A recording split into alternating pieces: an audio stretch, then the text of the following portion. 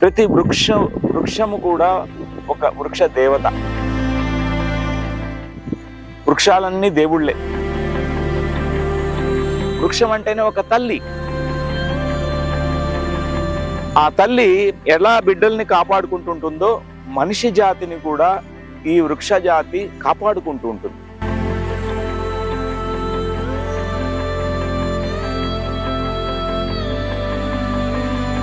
Dear friends, మరి ఈరోజు మన మిత్రులు, ధ్యానమిత్రులు నవీన్ గారు, మరి వారు మొక్కలంటే చాలా అమితమైన ప్రేమ, వృక్షాలంటే.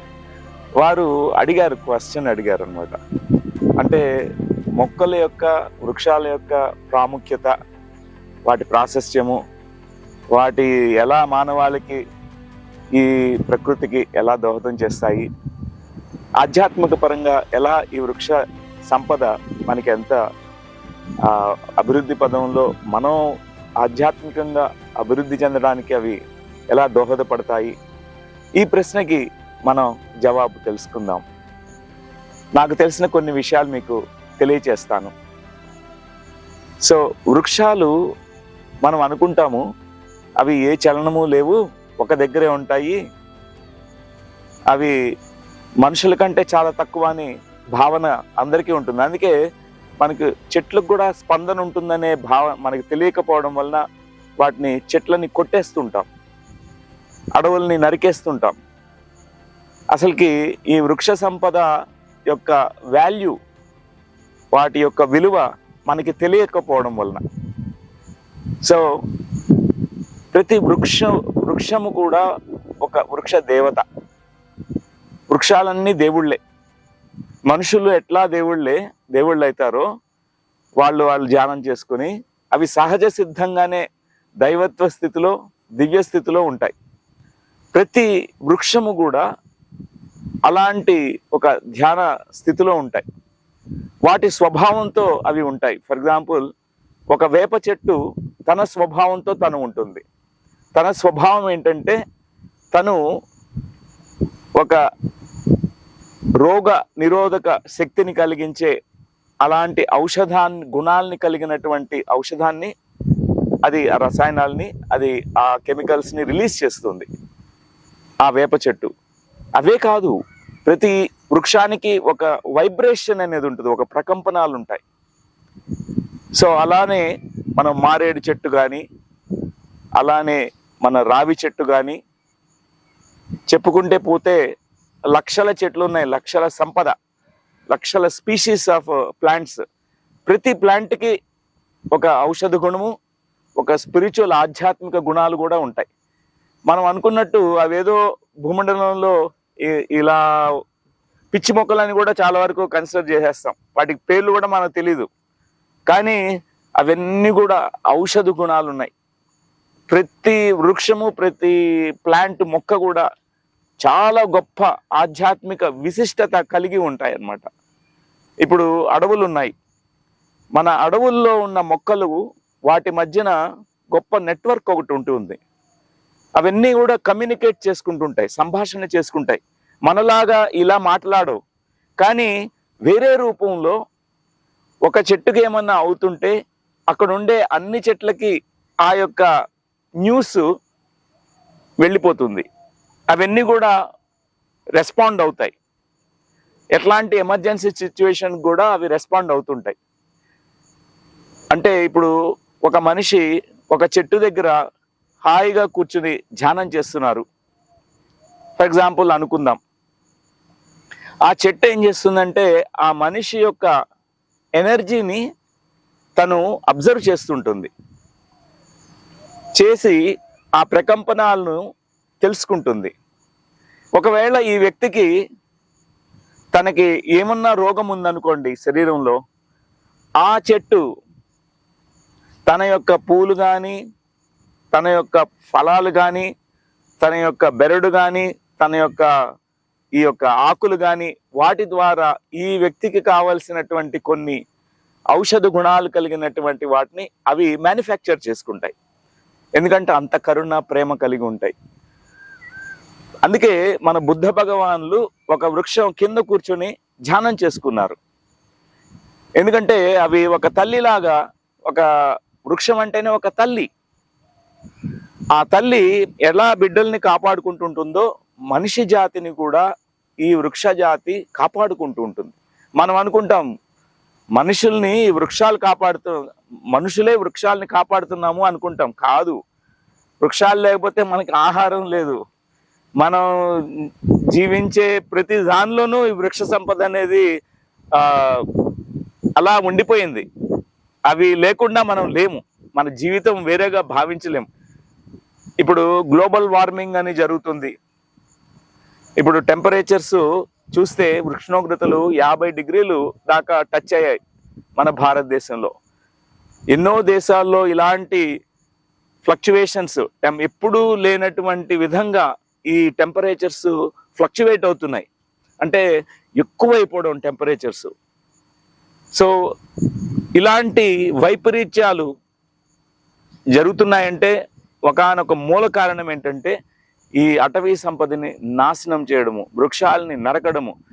మనుషులు నరికేసి ఆ చెట్లని బిల్డింగ్స్ కట్టేస్తున్నారు, కాంక్రీట్ జంగల్స్ని తయారు చేసేస్తున్నారు. కానీ ఇప్పుడు ప్రకృతి అలా కామ్గా ఊరుకోదు. ఎందుకంటే ఒక ఈకో సిస్టమ్ని బ్యాలెన్స్గా మెయింటైన్ చేస్తుంటుంది ఎప్పుడు కూడా ప్రకృతి మాత. సో ఎప్పుడైతే ఇలా జరుగుతుంటుందో అప్పుడు ప్రకృతి వైపరీత్యాలు వస్తాయి. ఈ ఉష్ణోగ్రతలు పెరగడము, అకాల వర్షాలు రావడము, ఎక్కువ పడడము, ఒక సమతుల్యత లేకుండా పోవడము, దాని యొక్క ప్రభావము మొత్తం ఈ భూమండలం మీదంతా ఉంటుంది. అలాంటి సందర్భాలు ఎన్నోసార్లు ఈ భూమండలంలో జరిగాయి. ఇప్పుడు ప్రస్తుత క్షణాల్లో అది మళ్ళా జరుగుతుంది, మళ్ళా పునరావృతం అవుతుంది. మనం మళ్ళా ఐస్ ఏజ్కి కూడా వెళ్ళిపోవచ్చు, మనకు తెలియదు కూడా. ఇలాంటి పరిస్థితులు వస్తే ఆ ఉష్ణోగ్రతలకి 55, 56కి వెళ్తే ఏ మనిషి జీవించలేడు, ఏ మనిషి ఇక్కడ ఒక క్షణం జీవించలేడు. ఎన్ని ఏసీలు పెట్టుకున్నా కూడా పని చేయవు. సో ఒక్క వృక్షము తను ప్రొడ్యూస్ చేసే ఆక్సిజన్ మనకి ఇస్తుంది, మనం విడుదల చేసే కార్బన్ డైఆక్సైడ్ని అది పీల్చుకుంటుంది. అవి ఒక గొప్ప హీలర్స్ కూడా.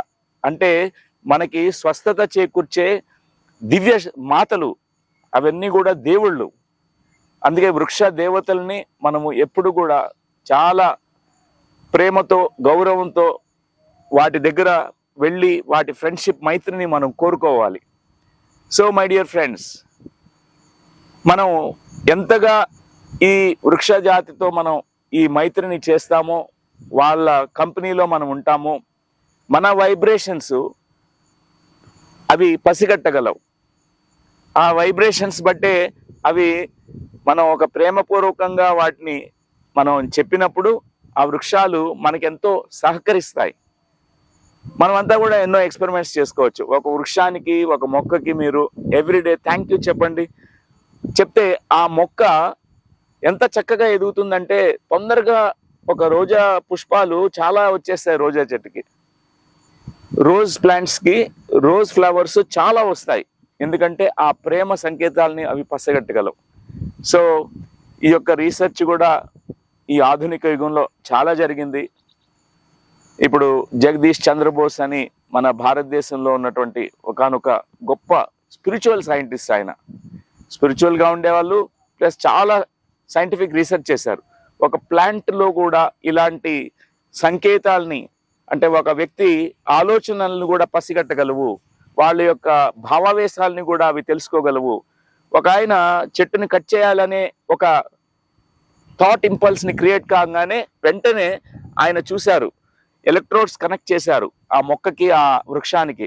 వెంటనే ఆ ఎలక్ట్రోడ్స్ అన్నీ కూడా స్పైక్స్ వస్తున్నాయి, పెద్దగా పైకి వెళ్తున్నాయి.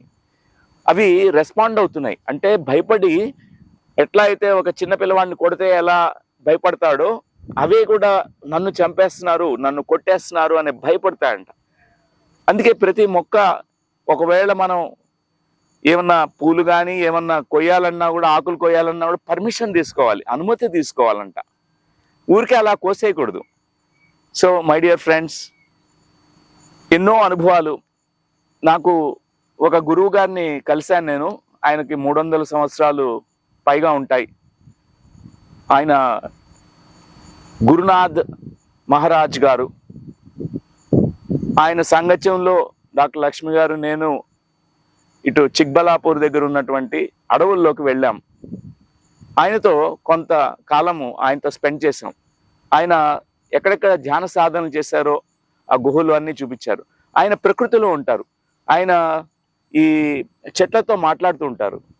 వాటి అన్ని కూడా అవన్నీ చెప్పే ఆ సందేశాలన్నీ వింటుంటారు. ఆయన ఎన్నో రహస్యాలని మాకు చెప్పారనమాట. వృక్ష లేకపోతే మనుషులు ఉండరు. హిమాలయ యోగులంతా కూడా ఇదే కోరిక ఉంది, వాళ్ళ సంకల్పం ఇదే.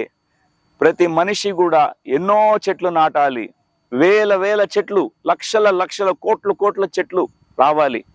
ఇదంతా ఒక గ్రీన్ ప్లానెట్ గా మనం తయారు చేసుకోవాలని ఈ హిమాలయ యోగులు చెప్పినట్టుగా ఆ గురువు గారు, 300 సంవత్సరాల పైగా ఉన్నటువంటి ఆ గురువు గారు చెప్పారు. సో ఆయన ఈ వృక్షాల కిందే ఉంటారు, బిల్డింగ్స్ లో ఉండరు. ఆయన చెప్పారు, నాకు బిల్డింగ్ లో నాకు ఇబ్బందిగా ఉంటుంది, వైబ్రేషన్ సరిపోవు. ఆయన ఆ అడవిలో కూడా చెట్ల కింద ఉంటారు. ఆయన వాళ్ళ సాంగత్యంలోనే జీవిస్తుంటారు. సో అలాంటి యోగుల గురించి ఆయన చెప్పారు. ఆయన గురువు గారంట 12,000 సంవత్సరాలు. సో మనం ఈవెన్ మన మైండే బిలీవ్ చేయలేదు, ఎందుకంటే మన లాజికల్ మైండ్ షాక్ అవుతుంది. వాళ్ళు అత్యంత సాధారణంగాను, చాలా సింప్లిసిటీ అండ్ ఈ ప్రకృతితో అనుసంధానమై ఉన్న వాళ్ళు యోగులు. చాలా మంది అనుకుంటారు, ఒట్టి ధ్యానం చేసుకున్నాం కదా, చాలు కదా, మాకు ఆరోగ్యంగా ఉంటాము, మనం అంతా బాగుంటుంది కదా అని, ఒట్టి ధ్యానం చాలు అని మనం ఒక అపోహ ఉంది చాలా మంది ధ్యానులకి. మేము ఎందుకు నాటాలి మొక్కలు, మాకు ఇంట్లోనే కూర్చొని ధ్యానం చేసుకుంటాము. కాదు, మన ఈ యొక్క కలెక్టివ్ కాన్షియస్నెస్ అంటే ఈ భూమండలం మీద ఉండే జీవరాశులు, మనిషి జాతి అందరూ కూడా చక్కగా హాయిగా ఇక్కడ జీవించాలి అంటే మనం చెట్లతో ఉండాలి. చెట్లని మనం కాపాడుకోవాలి, ఆ వృక్ష సంపదని కాపాడుకోవాలి, ఆ వృక్షాలని మరిన్నిగా మనం నాటాలి. అప్పుడే మన మనుగడ. ఎందుకంటే ఒక వ్యక్తి ఎప్పుడు ప్రకృతిలోకి వెళ్తాడో ఆనంద పరవశంతో ఉంటాడు. అది మనం అందరం అబ్జర్వ్ చేస్తుంటాం. ధ్యాన స్థితి చాలా సులభంగా లభిస్తుందండి. ఒక చెట్టు కింద కూర్చొని ధ్యానం చేయండి, పిరమిడ్లో కూర్చున్నంత శక్తి మనకి లభిస్తుంది. అంత శక్తి ఉంది ప్రతి చెట్టుకి. ఒక చెట్టుని మనం అండర్ ఎస్టిమేట్ చేయకూడదు. ఒక చిన్న చెట్టు కూడా ఎంత మనకి ఆ కరుణ ప్రేమను అందిస్తుందంటే వాటి కింద కూర్చుని ఆ అనుభూతిని మనం చెందాలి. మీరే ప్రయత్నం చేయండి, చెట్టు కింద కూర్చుని ధ్యానం చేయండి. ఒకసారి వేరే ప్రాంతంలో మీ ఇంట్లో కూర్చుని ధ్యానం చేయండి, ఆ డిఫరెన్స్ మనకి తెలుస్తుంది. అందుకే మనం ఎక్కువ మంది ధ్యానులు ఉన్నారు ఇప్పుడు. వాళ్ళంతా కూడా మనకు పెద్ద పెద్ద వృక్షాలు ఉంటే హాయిగా ఒక్కొక్క వృక్షం కింద మనం కూర్చుని ధ్యానం చేసుకోవచ్చు. ఎంత బాగుంటుంది, చాలా బాగుంటుంది. ఎందుకంటే మన ఆధ్యాత్మిక ప్రగతి కూడా వస్తుంది మనకి.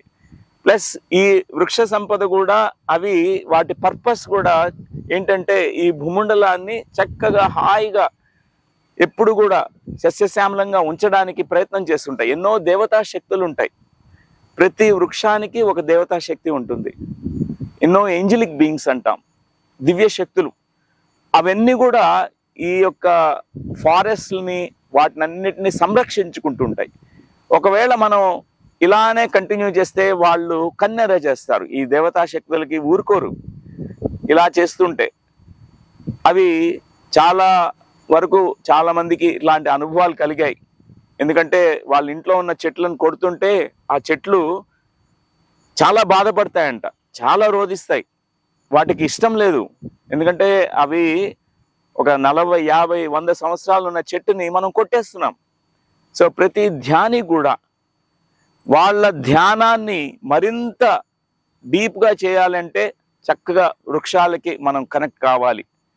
మనం ఎప్పుడు వీలైతే అప్పుడు ఈ మొక్కల్ని నాటాలి. ఇది ఉద్యమ రీతిలో వెళ్ళాలి. ఇది మొక్కలు వృక్ష సంపద యొక్క ఉద్యమం.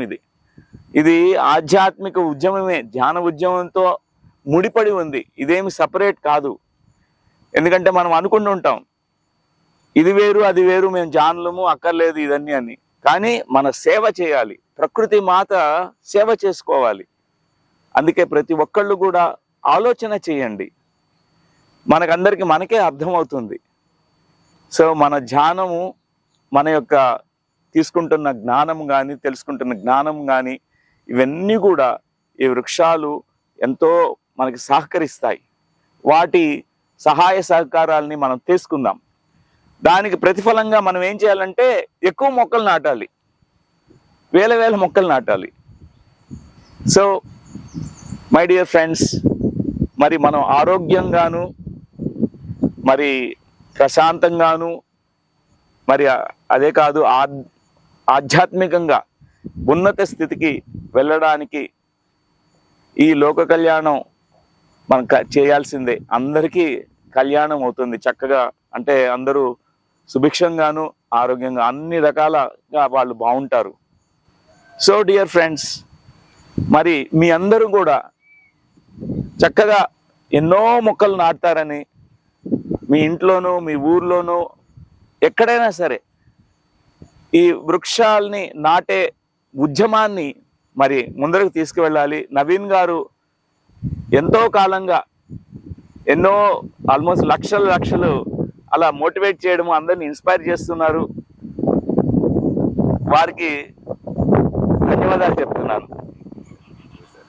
Thank you sir, thank you. లోకా సమస్త సుఖినో భవంతు.